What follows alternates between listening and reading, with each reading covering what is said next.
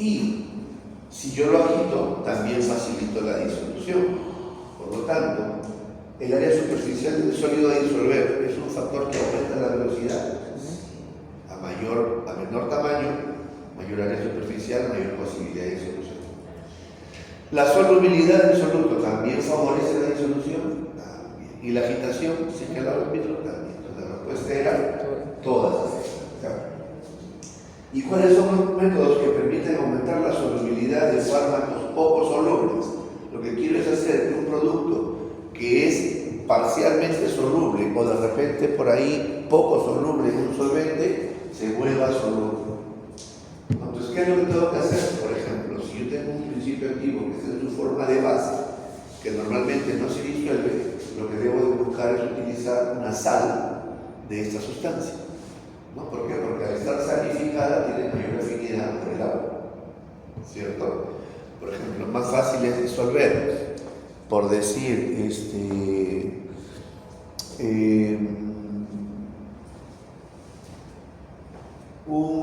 por ejemplo, un piroxicam resinato potásico que el piroxicam base. Más fácil es disolver, por ejemplo, una amoxicilina clorhidrato que una amoxicilina base, o buscar suspender, ¿correcto? Entonces siempre las sales son más afines, cambiamos la polaridad de la sustancia. Si yo quiero como en la misma pregunta anterior, si yo quiero facilitar la disolución, ¿qué debo de hacer? Achicar el tamaño de la partícula, pulverizar. Si lo micronizo, si hacíamos las partículas más finas, pues voy a favorecer más todavía esa disolución. Si el producto es poco soluble, o me estoy demorando, por ejemplo, cuando quiero disolver el azúcar se disuelve en frío, ¿no es cierto? Pero si yo tengo el agua caliente se disuelve más rápido, ¿no? Entonces la temperatura también afecta la solubilidad, favorece, ¿no es cierto? A mayor temperatura, mayor posibilidad de solubilidad. Y el pH también. Por lo tanto, todas eran correctas. ¿Ya? Eso es un poquito para que tengan la idea de y más o menos cómo han contestado y cómo les ha podido ir. ¿Ya? Muy bien. ¿Alguna pregunta respecto a esto?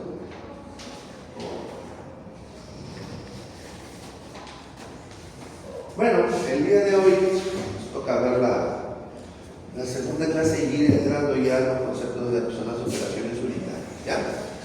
Entonces hoy día vamos a trabajar la operación unitaria del calor. Vamos a ver la clasificación de los diferentes conceptos relacionados a la producción, medición y control del calor, los mecanismos que existen para transferir calor, cuáles son los sistemas más importantes de la generación de calor y el vapor de agua. En la industria farmacéutica se emplean diferentes sistemas que nos permiten hacer una producción de medicamentos, de productos farmacéuticos, de dispositivos médicos más viable.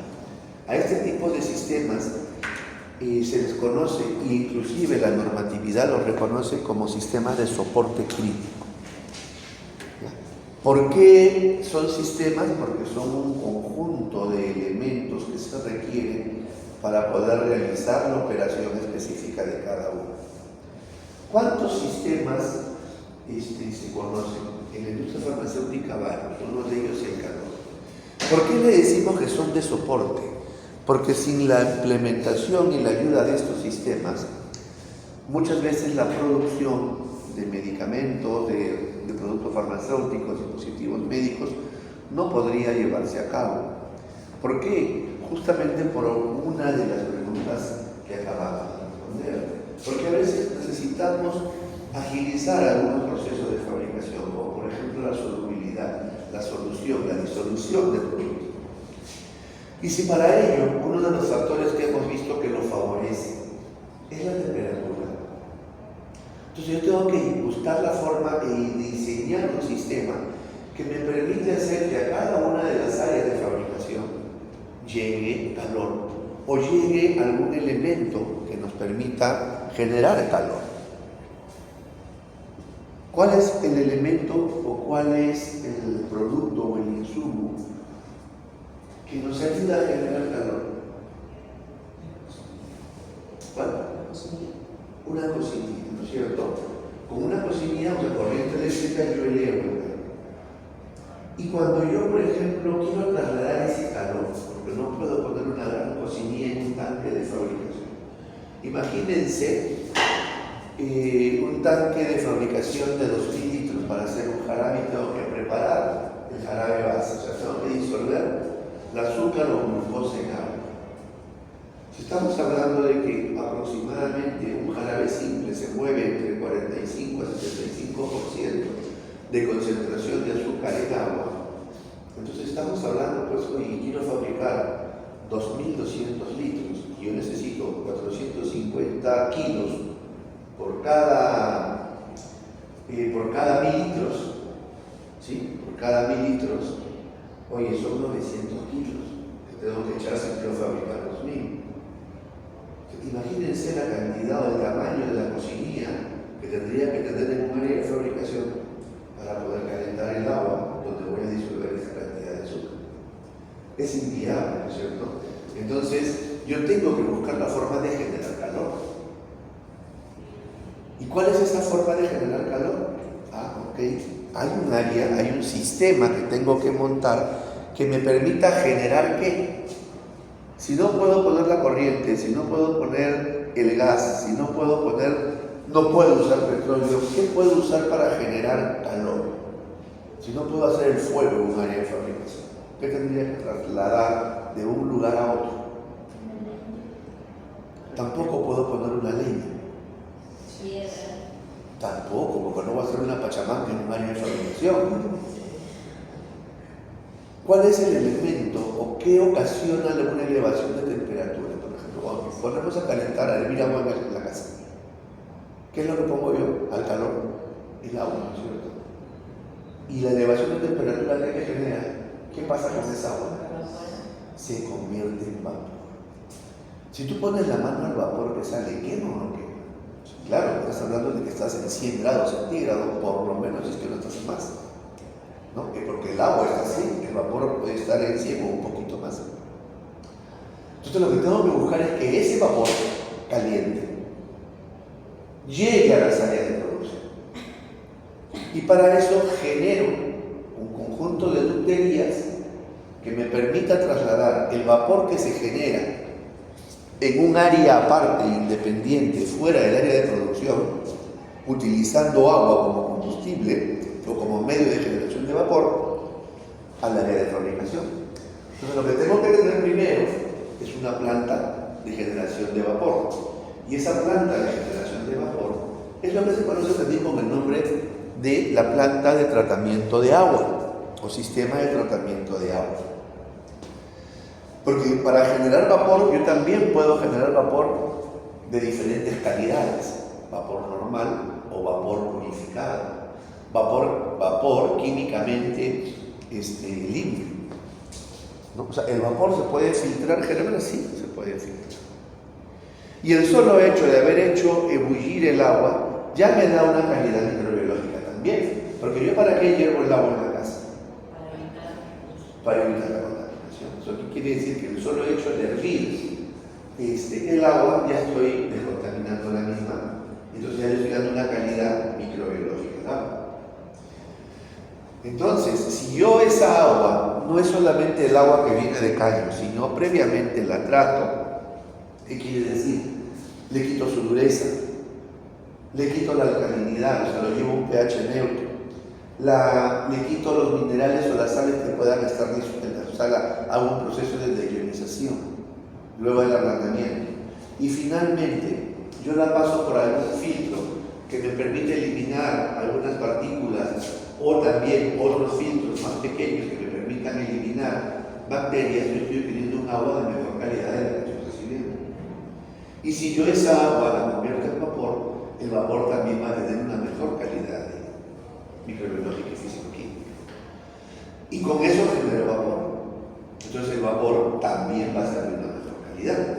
Entonces, en ese sentido, ya estamos identificando hasta dos sistemas que se usan en la industria farmacéutica, ¿no? La generación del sistema de generación de vapor, la planta de tratamiento de agua.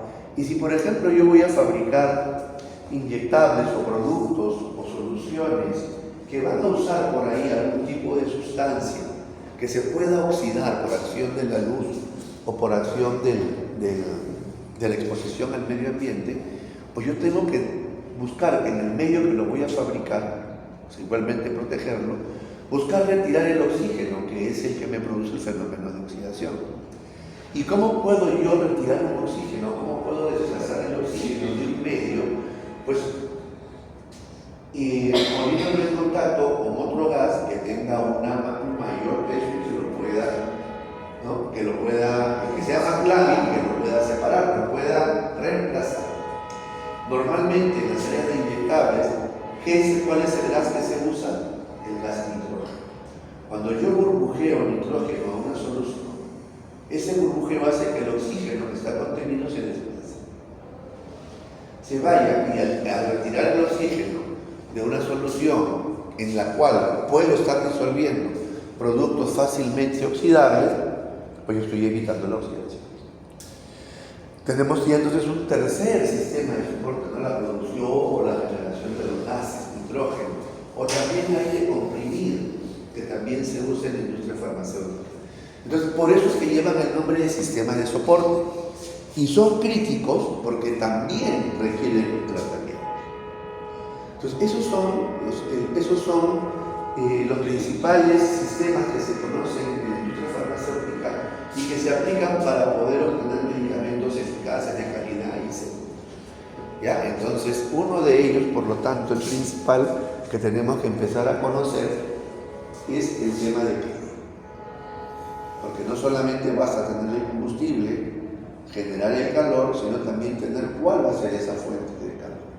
Y esa fuente de calor antiguamente, como ustedes bien han dicho, a pesar de que parecía broma, se utilizaba gasolina, se utilizaba petróleo para poder generar esa energía. Pero ¿dónde la generaba? En el área de fabricación, no, en unos aparatos, en unas máquinas que llevan como nombre calderos. Entonces, los calderos son unos equipos que lo que hacen es generar vapor a través de una fuente. En este caso, la fuente es el agua. Pero ¿cómo genero calor? Necesito un combustible que me ayude a echar a andar ese equipo. Ese equipo antiguamente andaba con petróleo, con gasolina o con otros medios, ¿no? Incluso sí, antiguamente hasta con leña o con carbón.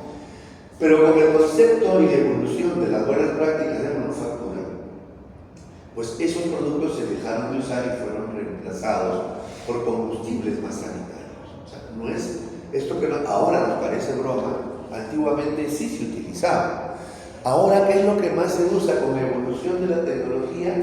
Lo que se busca hacer es fabricar calderos eléctricos, porque son más sanitarios.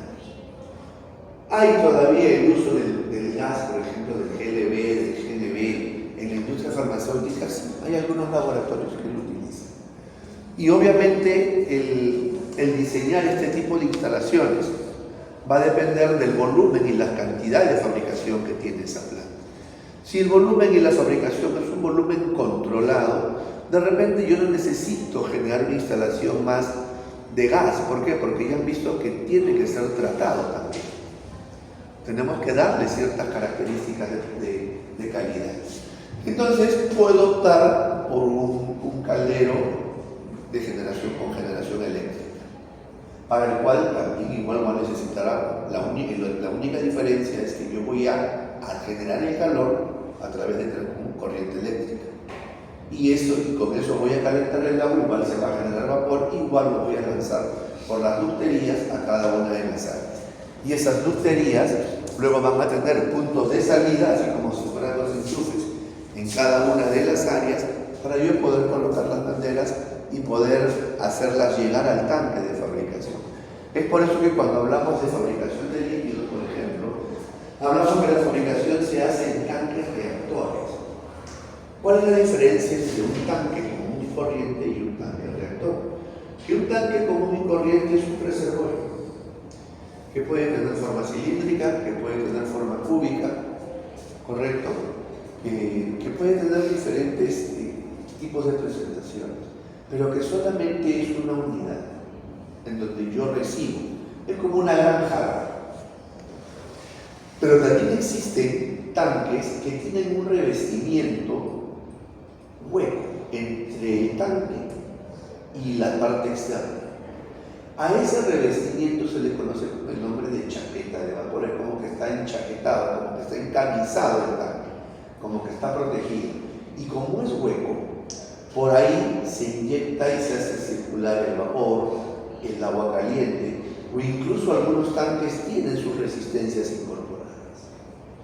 Entonces, de esa forma, yo caliento de una manera más rápida cualquier solvente que pueda estar dentro del tanque. Entonces, esa es la diferencia entre un tanque y un tanque reactor. Y eso es lo que se usa pues, cuando fabricamos líquidos, jarabes, suspensiones en la industria farmacéutica, porque normalmente se requiere calentar el agua para comenzar a disolver algunos tipos de recipientes, incluso los conservadores en el proceso de fabricación. ¿Ya? Entonces, dicho esto, para todo lo que hemos conversado, es que nos importa y nos interesa conocer el tema del gas. Muy bien. Entonces, por ejemplo, hago esta primera pregunta. Yo tengo que disolver un sólido que está muy duro en agua. ¿Qué es lo que debería hacer primero, por ejemplo? ¿O qué haría primero? Le damos un producto que está recontra duro. ¿Ya? Y te digo, hay que disolverlo en agua. ¿Qué es lo que haría?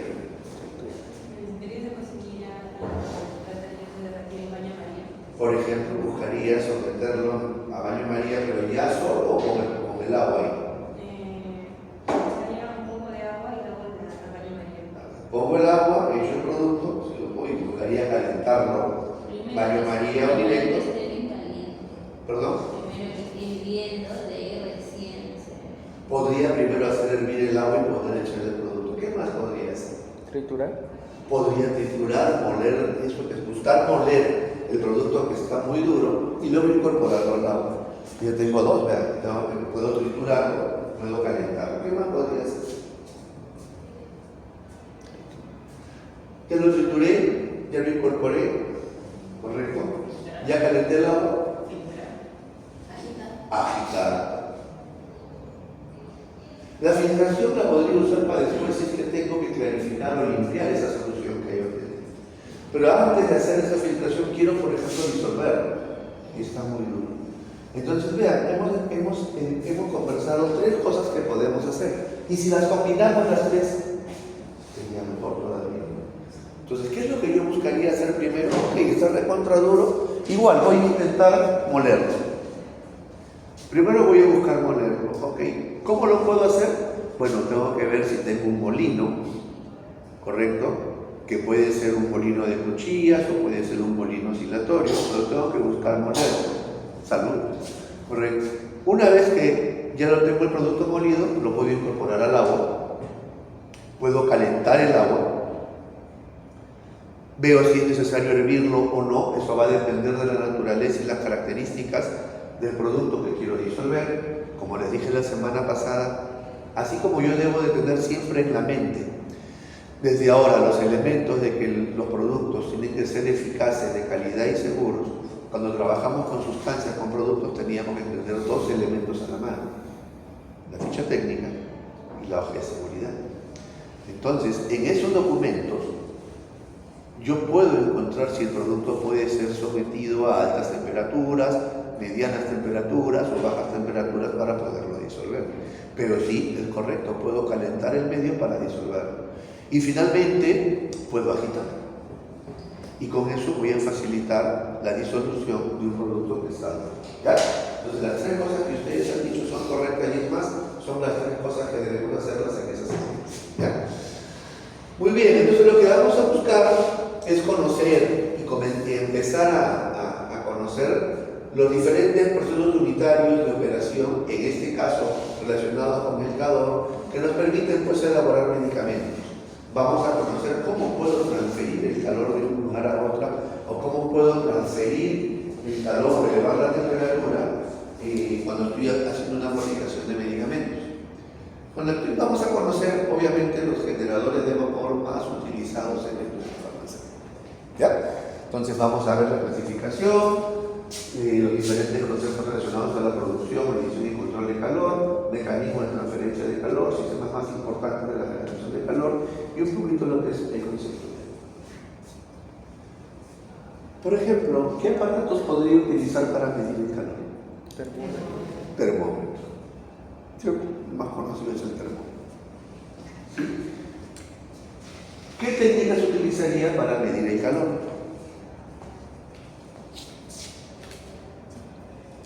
Me han dicho el termómetro. ¿Qué técnicas utilizaría respecto al termómetro? ¿No es cierto? Sí. Ahora, pero si estoy fabricando 2000 litros y estoy calentando 2000 litros de agua, ¿podría utilizar el termómetro? Bueno, voy a utilizar el mano de arriba, ¿no? Pero de repente si el calor empieza de abajo hacia arriba, abajo puede estar en mayor temperatura que arriba, ¿sí? Por más que el tanque esté cerrado. Entonces, ¿cómo podría hacer yo para saber cuánto calor estoy transfiriendo? Acuérdense, a ver, no sé si es físico-químico, dónde ven Tiras térmicas. ¿Ah? Tiras térmicas. Tiras térmicas. Otro, ¿dónde? No me acuerdo en qué curso veíamos el tema de calor, de fuerza, física, creo que era. Física, ¿no? Física eléctrica. Si el calor es una fuente de energía, tiene una fórmula. Y yo a través del vapor o del calor, correcto, puedo saber más o menos a qué temperatura estoy, porque hay una fórmula de la energía, del calor, entre la temperatura. ¿Cierto? Si yo genero presión de vapor, si conozco ese valor de presión, puedo conocer la temperatura por la fórmula, ¿cierto? Entonces, esa es otra de las formas de poder conocer, por ejemplo, o una técnica para medir el calor. Conociendo la presión con la que está entrando, como está entrando esa generación de ese calor. Entonces, sí existen mecanismos, ¿ya? Y, por ejemplo, ustedes, ¿qué sistemas de generación de calor conocen? Cocinilla, baño María, pero ¿cómo genero vapor? A nivel industrial no conocen todavía, bueno, ahora vamos a comenzar a conocer, ya son las calderas de vapor, ¿ya? Generadores de vapor. Entonces, ¿qué entendemos por calor? A ver. El calor es una forma de energía que se transfiere de manera espontánea entre distintas zonas de un cuerpo o desde un cuerpo hacia otro. Ajá, o sea, yo transfiero calor. ¿Qué más dice? En termodinámica, calor significa transferencia de energía. Esta transferencia siempre tiene una diferencia definida por la diferencia de temperatura entre los cuerpos. El calor fluye del cuerpo más caliente al más frío, de manera de llegar a una temperatura de equilibrio. ¿Qué quiere decir? Que el calor se transmite con una dirección. ¿Ya? Si yo tengo mayor temperatura que la otra persona y le cojo la mano, le voy a transferir calor. Y la transferencia de calor puede ser positiva o puede ser negativa, dependiendo de la fuerza con que yo la transmito.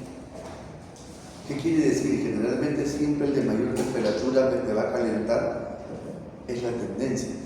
Pero si mi temperatura está baja, muy fría, yo voy a también, al transferirte ese frío, y te voy a bajar la temperatura. Y esto, por ejemplo, usamos cuando estamos con fiebre, como te hacen las abuelitas, nos tocan la frente, estás volando de fiebre, ¿qué es lo que hacen? Toallitas. Te ponen un paño, una toalla, fría o caliente. Fría. Entonces, ¿qué quiere decir? Que el calor no necesariamente me refleja o me explica una elevación de temperatura. Transferencia de calor también puede irse hacia abajo. ¿Por qué? Porque yo te pongo el paño frío para que ese calor que está en tu cuerpo se transfiera al paño. ¿Se dan cuenta? Entonces, el frío, en este caso, ¿ya? ¿Qué más dice? A ver, como el calor es una transferencia de energía, puede ser medido como ganancia o pérdida de energía. Cuando yo te enfrío, estás perdiendo energía. Cuando yo te caliento, estás ganando energía. Por eso se le puede medir con la misma unidad que cualquier otro tipo de energía en joules, que además del calor sirve para medir trabajo y energía. Lo que les acabo de explicar, utilizamos la fórmula. ¿Sí? Para medir calor se usan dos unidades. la caloría y la kilocaloría, dependiendo la cantidad que me salga, ¿no? O sea, cuando hablo de kilocalorías, porque estamos hablando que contiene 1000 calorías, ¿ya? ¿Y cómo se refleja o cómo se define esa caloría? Como la cantidad de energía que se necesita para incrementar 1 gramo de agua en 1 grado centígrado. Y este fundamento es muy importante. ¿Por qué? Porque bajo este fundamento se basó a Renyi para diseñar los estudios de estabilidad o la metodología a utilizar para diseñar estudios de estabilidad. Los estudios de estabilidad de medicamentos, por ejemplo, se realizan de dos maneras. Estudios de estabilidad a tiempo real y estudios de estabilidad acelerada. El de tiempo real es cuando yo pongo el producto por un determinado tiempo y lo evalúo en ese periodo de tiempo a las condiciones de ambiente naturales en las que se va a encontrar. Y la acelerada es cuando yo someto a condiciones de esfuerzo superiores a esas condiciones normales de almacenamiento, ¿no? Y normalmente, ¿cómo se reflejan numéricamente? El estudio de estabilidad a tiempo real lo hago a 30 grados centígrados, ¿no? Más o menos 2 grados centígrados, y digamos 65% de humedad, más o menos 5%. Bueno, en Lima estamos por encima del 90% de humedad, pero en un ambiente de conservación de medicamentos deberíamos trabajar entre 65 y 75% de humedad. Y los estudios de estabilidad acelerado, ¿cómo hacen? No, ya no trabajo en 30, trabajo en 40 grados. Solo hago un sobreesfuerzo, lo someto a una mayor temperatura. Y la humedad también le elevo, 75%. Entonces, ¿qué estoy haciendo? Estoy dando de condiciones forzadas de almacenamiento como para intentar deteriorar el producto y saber si soportan esas características. Pero han habido un incremento de 10 grados de temperatura y eso está basado en ello, ¿no? Porque Arrhenius dice que por cada incremento de 10 grados de temperatura en un determinado ambiente, eso me equivale a pronosticar en el tiempo aproximadamente 36 meses qué es lo que puede suceder. Entonces está basado en esto, en la generación de transferencia de calor. Y lo acelera. Por eso es importante estos conceptos, ¿ya? Muy bien, calor y temperatura son dos cosas distintas, aunque están relacionadas entre sí. Calor es la transferencia de energía. La temperatura simplemente es la medición, es la magnitud física con la cual voy a ver en qué estado térmico y de energía cinética se encuentran las moléculas a las cuales le he transferido calor. ¿Ya? Entonces, son dos cosas diferentes. Calor es energía y temperatura es una magnitud con la cual voy a medir y puedo medir el calor. La temperatura dentro del Sistema Internacional de Unidades se puede medir en 3 escalas diferentes, ya lo sabemos: Kelvin, Celsius y Fahrenheit. La que más utilizamos nosotros, ¿cuál es? La Celsius, ¿cierto? Los grados centígrados. ¿Ya? Entonces, esto no se olvide: calor es energía y la temperatura es la magnitud física que mide el estado térmico de un cuerpo y de la energía cinética de las moléculas que lo componen por la transferencia de calor. ¿Ya? Muy bien, la transferencia de calor se basa en una ley, que es la ley de conservación de energía, en donde nos dice, eso nos decía Einstein, ¿no?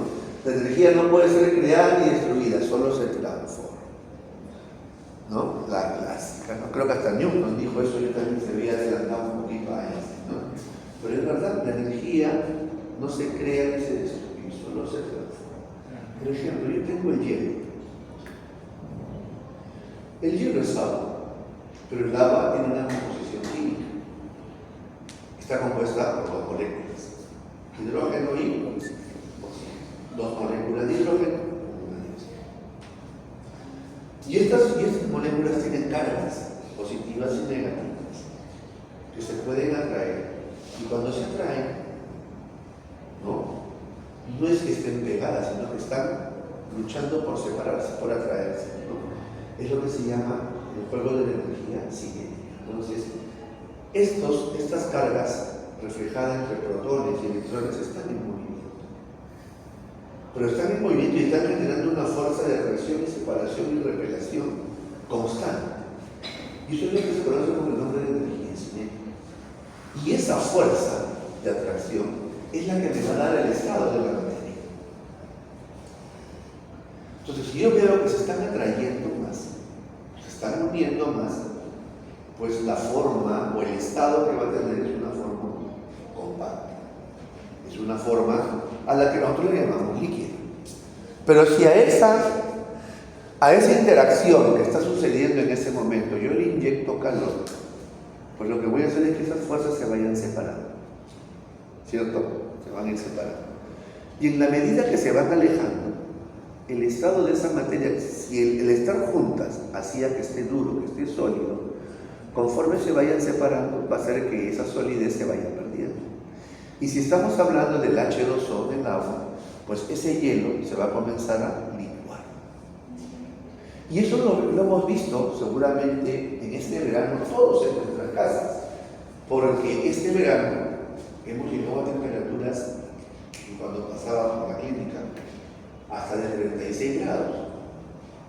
Y no parecía, pero hemos estado a 36 grados.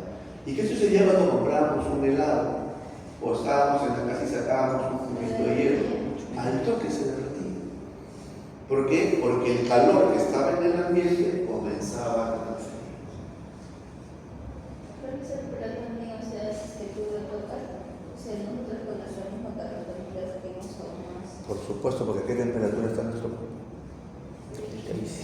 37.4 aproximadamente, ¿no es cierto? 37 grados, 36, ¿no? Entonces, por supuesto que sí, porque el hielo a qué temperatura está. Cero o bajo cero, por eso que está hielo. Entonces, cuando transfiero ese calor, esas fuerzas que se van subiendo se van a separar. Y si yo sigo inyectando calor, pues se van a separar más y se van a evaporar. Entonces, pero ese vapor que se generó sigue siendo H2O, ¿no? Sigue siendo H2O. Entonces la materia ni se creó ni se destruyó, simplemente cambió de estado, ¿ya? Por transferencia de calor. Entonces, cuando se agrega calor a una sustancia, sus átomos o moléculas se mueven más rápido y su temperatura se eleva, o viceversa, si es que también lo quiero enfriar.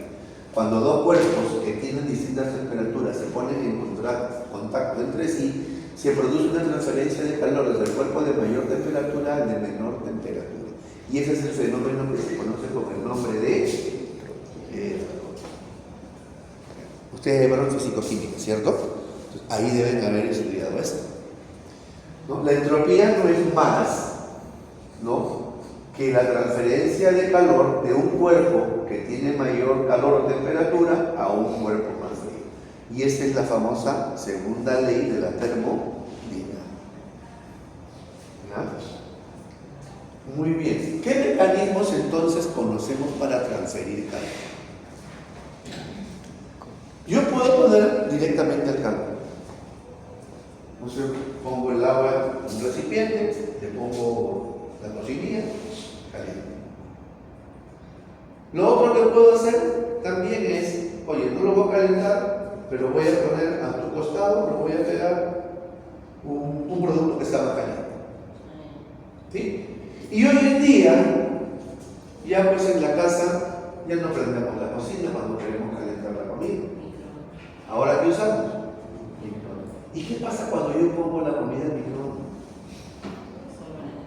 Se calienta. Pero ¿qué energía estoy transfiriendo ahí? Si ahí no hay calor. Perdón, no es que no hay calor, no hay fuego. No hay un elemento combustible que me genere temperatura. Sino que entonces lo que hay en un microondas, el nombre mismo lo dice, hay pequeñas ondas de radiación que me elevan la temperatura. Entonces, dicho esto, ¿cuáles son los mecanismos de transferencia de calor? Uno es la conducción. ¿En qué consiste la conducción?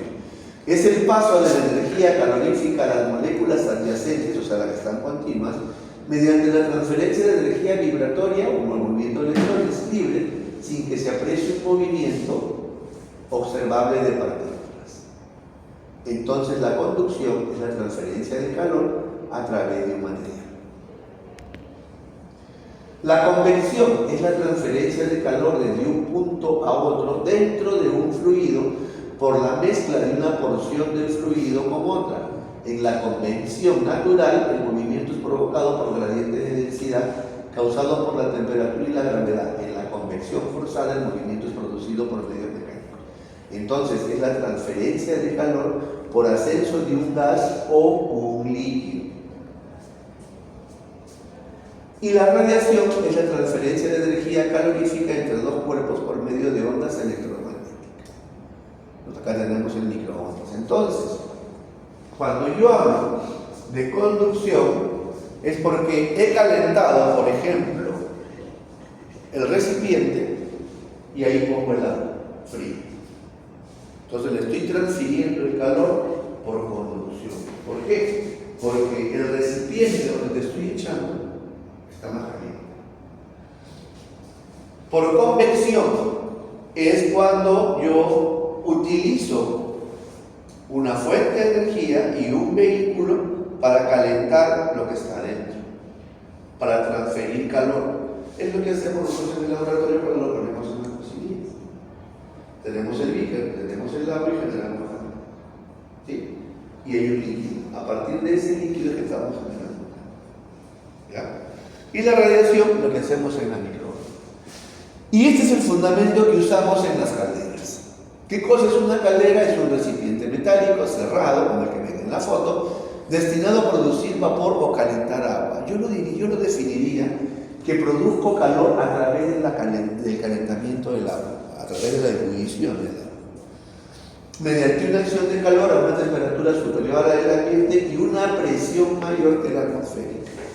¿Por qué es importante la presión? Y es lo que yo siempre les comentaba, o les comento a los chicos cuando hablamos del proceso de esterilización.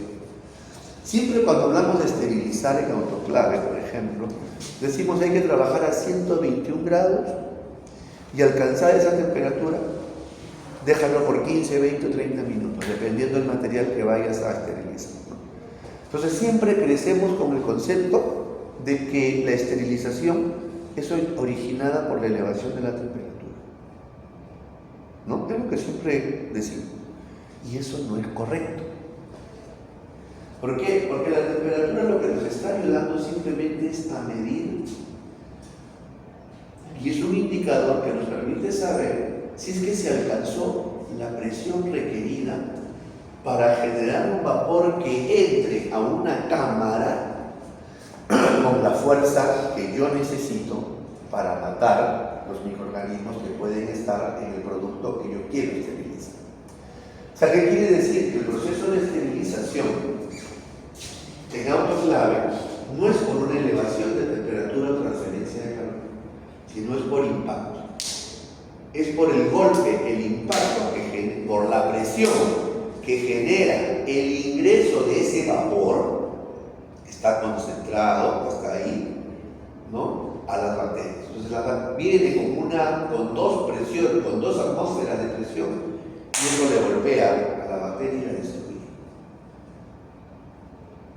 ¿Cómo sé yo que estoy a 2 atmósferas de presión? Cuando alcancé la temperatura de 121 grados. Entonces, ¿qué es lo que me dice la técnica? Manténla durante 15 o 20 minutos para que se mueran las bacterias.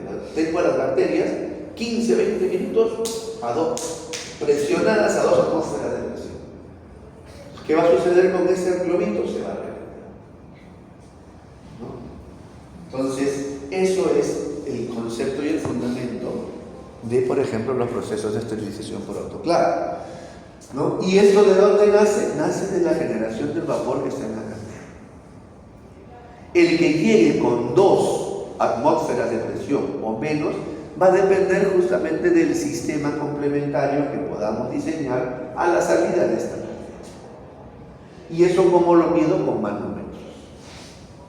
La temperatura con termómetro y la presión con manómetros. Entonces yo puedo medir a qué presión estoy generando el vapor. ¿Ya? Entonces, en la industria farmacéutica la caldera es una máquina que produce vapor al calentar por agua por medio del calor generado por el consumo de un combustible no nuclear o por electricidad de la resistencia. Lo que estamos diciendo acá es que en la industria farmacéutica hoy en día se está usando calderas con resistencias eléctricas o combustibles no contaminantes. Ya no se usa el petróleo, no se usa la gasolina, ¿no? Lo que se usa ahora es el gas licuado, ¿no?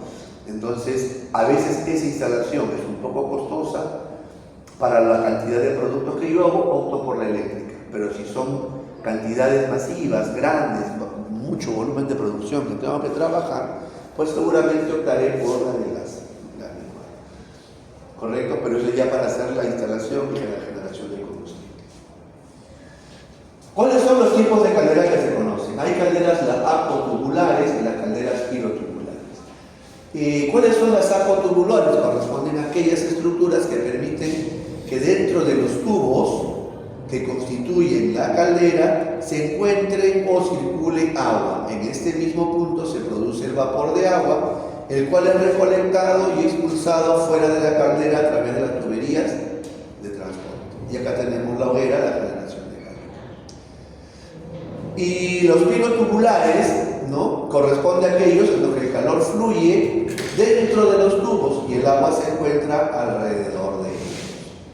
¿Qué quiere decir? Entonces, aquí, dentro de los tubos no hay agua, el agua está por fuera, entonces estoy transfiriendo el calor por convección, ¿no es cierto?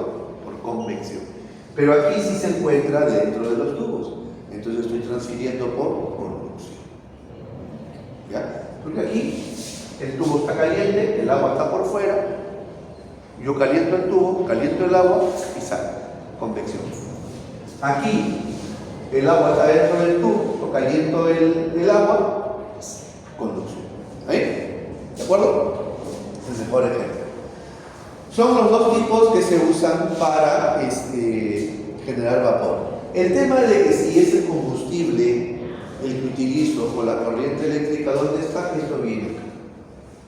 Yo puedo calentar, generar el calor, ¿correcto?, el agua, por corriente eléctrica o por combustible. ¿Ya? Dentro de ello tenemos calderas de baja presión, que son calderas que producen vapor a baja presión, hasta unos 4 o 5 kilogramos por centímetro cuadrado. Este rango de presiones es más común en las calderas de agua caliente que en las que generan vapor. Calderas a media presión producen vapor aproximadamente hasta 20 kilos por centímetro cuadrado. Generalmente el vapor es saturado y son utilizadas en la industria general.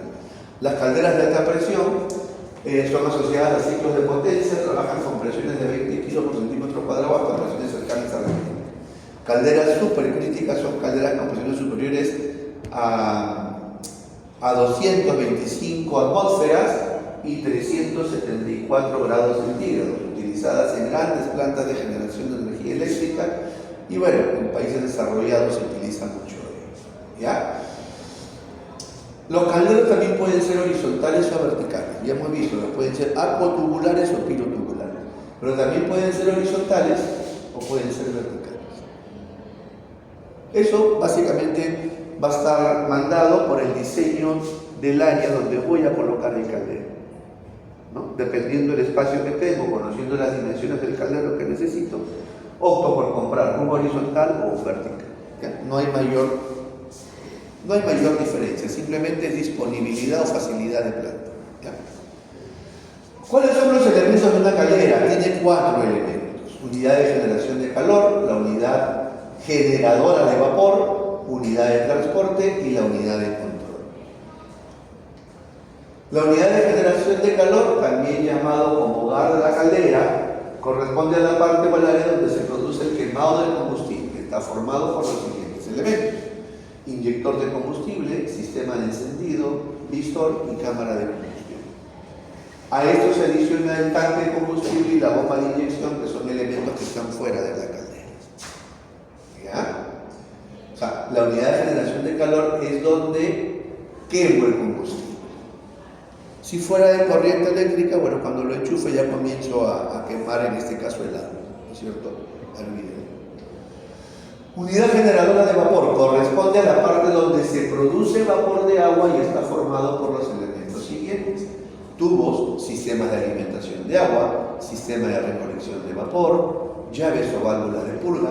Adicionalmente se considera la cisterna de agua tratada y la bomba de alimentación de agua. Si lo que yo voy a generar es vapor de agua, yo necesito agua.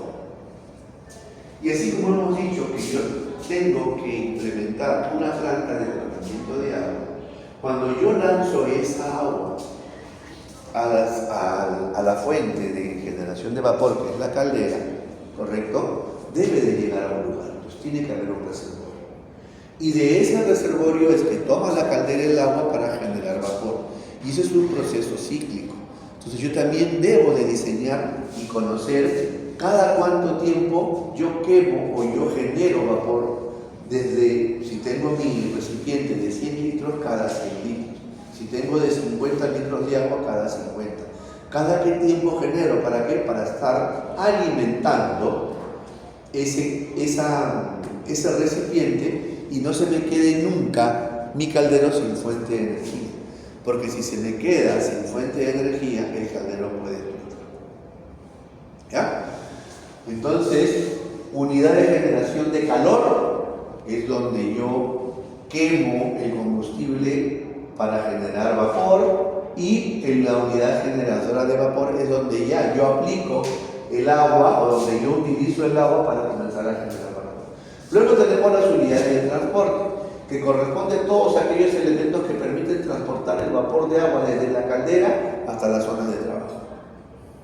Básicamente son tuberías de acero, paredes gruesas y restringentes, a veces protegidas con un poquito de fibra de vidrio o tejida para que no se transmita el calor, ¿ya? Y están conformadas también, incluyen aquí las válvulas que controlan la dilatación de estos tubos y evitan la pérdida de presión. Igualmente se considera al llamado sistema de retorno, es decir, un conjunto de tuberías que recolectan el vapor de agua no utilizado o los condensados para que retornen a la caldera. Toda esa parte de recirculación son consideradas los medios o unidades de transporte de la caldera. Y luego tenemos las unidades de control, que corresponde a todos los elementos de medición, de precisión, que permiten controlar cada una de las unidades de las calderas. ¿Cuáles son estos elementos?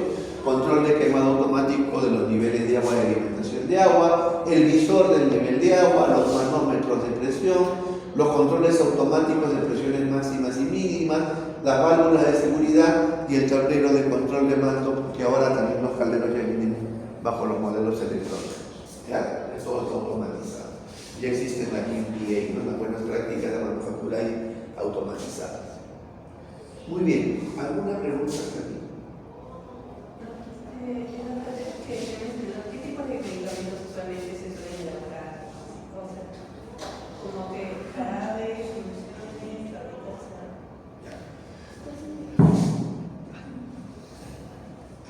Tu pregunta dice, ¿con qué tipo de medicamentos yo fabrico esto? O sea, ¿para qué se usa el caldero? Los calderos en la industria farmacéutica se usan generalmente para generar vapor de agua. ¿Para qué genero vapor de agua? Para calentar. Procesos de fabricación.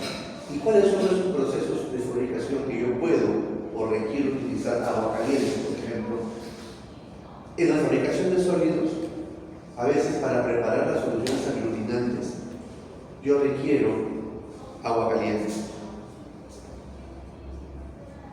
O requiero, como bien dijiste tú al inicio, poner una especie de baño María para hacer, por ejemplo, un embudo de arriba, si es que lo uso como solución aglutinante. En la fabricación de jarabes de ajo, utilizo vapor. ¿Por qué? Porque la fabricación de los jarabes normalmente se hace en caliente. Y para calentar el agua yo tengo que utilizar tanques reactores con chaqueta de vapor. Y a través de esa chaqueta de vapor yo debo de inyectar vapor o agua caliente. ¿Para qué? Para que a través por convección yo traslado caliente esa agua, ¿correcto? O por conducción caliente esa agua y pueda disolver los productos que fríos son insolubles. En la fabricación de inyectables es lo mismo. Hay inyectables que yo debo de fabricar en caliente y luego enfriar. Son pocos, pero existen. ¿Ya? En la industria de dispositivos médicos también. ¿Para qué? Genero vapor para utilizarla en las autoclaves de esterilización. Hoy en día, donde más se usa la generación de vapor es en la fabricación de productos estériles, porque más que usarlo en la propia fabricación en sí, lo utilizo en las autoclaves para esterilizar.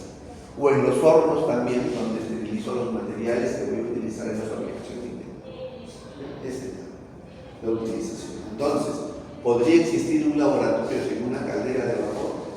Imposible. En control de calidad, también requiero, por ejemplo, agua tratada. Y por ahí de repente puedo necesitar vapor también. Entonces, tienen que haber instalaciones dentro de cada una de las áreas de fabricación y de control en donde lleguen también puntos de vapor. Vean la importancia que es el saber esto, porque hasta en el diseño de plantas farmacéuticas va a influir. Si esto fuera a futuro una fabricación, un área de fabricación, por ejemplo, de un líquido, debería de haber un punto de suministro de vapor. Debería haber un punto de suministro de agua caliente. Debería de haber un punto de suministro de agua fría. Incluso de agua helada. Ahí, por ejemplo, si yo quiero tener agua fría, ya no necesitaría un caldero, sino, por ejemplo, un chiller, ¿no? O sea, un tipo de aire acondicionado, si se han visto esos enfriadores que se llaman chiller, ¿correcto? Para poder enfriar y tratar el agua. El fundamento es el mismo, que no es la cadena inversa. En vez de transferir energía, estoy quitando energía. O sea, el fundamento del aire acondicionado, del carro, es el inverso al que estamos viendo ahorita. Pero el mecanismo es el mismo. Transferencia, ¿no? Puede ser por convección, conducción, o también, bueno, no sé si hay también creo para radiación para enfriar, ¿no? Muy bien, entonces, bueno, y esa es la pregunta que les iba a hacer. ¿Cuál es la importancia de las calderas como generadores de calor de farmacéutica? La acabamos de ver. Muy bien, ¿qué formas de transferencia de calor conocemos? Eso sí tenemos que acordar. ¿Cuáles son las tres? Conducción Y radiación. Radiación. Correcto. La radiación la más facilita hasta cuando vamos a la playa. ¿Por qué? Ventilo, me echo un bloqueador, me quito. Transferencia de calor. Vean qué intenso está que me salen las ampollas. Ese es por radiación. Yo, por ejemplo, prendo la cocinilla, pongo el níquel, pongo agua y quiero calentar. ¿Conducción o convección? Conducción. Y si yo, por ejemplo, caliento el agua por fuera, caliento un tubo, ese tubo me transfiere calor al agua y con esa agua yo genero vapor, estoy haciendo convección. ¿Sí? Muy bien, bueno, esta es una relación de 5 equipos que se emplean en la industria farmacéutica. Ok, hicieron su primer trabajo, su primer foro, ¿sí? Ahora lo voy a revisar porque no lo había, ayer no lo había visto todavía. Bueno, hoy tenemos la segunda, ¿ya? Igual tienen ustedes el libro ya colgado en el portal, van a leer la página del 27 al 37 y van a realizar su foro, van a hacer su interpretación de la lectura y van a hacer sus réplicas a los compañeros, ¿ya? Esa es la segunda que van a hacer. Acá está la página, la leen, interpretan y compiten, ¿ya? Muy bien, ¿alguna pregunta hasta aquí? Dígame. Mencionaste que hay una cadena que se usaba en gas estos unos días hubo un problema con el alza del gas y me hizo entender que la producción de medicamentos iba a ser escasa, justamente por eso, porque hay calderas que usan gas. Entonces sería no tan difícil comprar calderos a base de gas, sino otro tipo de calderos que funcionan. Es que, como te digo, depende. Ahí, cuando uno hace un plan de negocio ya, o un plan de dimensionamiento de planta, va a depender, mucho depende del volumen que voy a producir, de mi capacidad que voy a utilizar. Si yo voy a fabricar continuamente, por ejemplo, inyectables, jarabes, pues yo voy a necesitar bastante consumo de energía calorífica. Entonces, me convendrá utilizar calderos eléctricos, de repente no, me sale muy caro. Entonces, no me queda otra que diseñar a gas. Y lo que sí, bueno, tenemos que tener siempre planes de contingencia en los laboratorios para poder suplir estas eventualidades, ¿no? Hoy en día, a nivel mundial, el tema del gas se solucionó, pero los grifos no bajan de precio. ¿Por qué? Porque parte de nuestra cultura económica subdesarrollada es que especulamos mucho. Somos muy especuladores. Ya no tiene sentido que la gasolina esté 25 soles en el grifo. Si ya no hay problema del gas. ¿Por qué no baja? No, porque ya nos han tenido 15 días así y ya está. Era necesario que aquí en el Perú suceda esto. Si me preguntan mi opinión personal, porque nosotros no dependemos ni del gas de Irak ni del gas de Brasil. Y nosotros, este problema que tuvimos en la selva,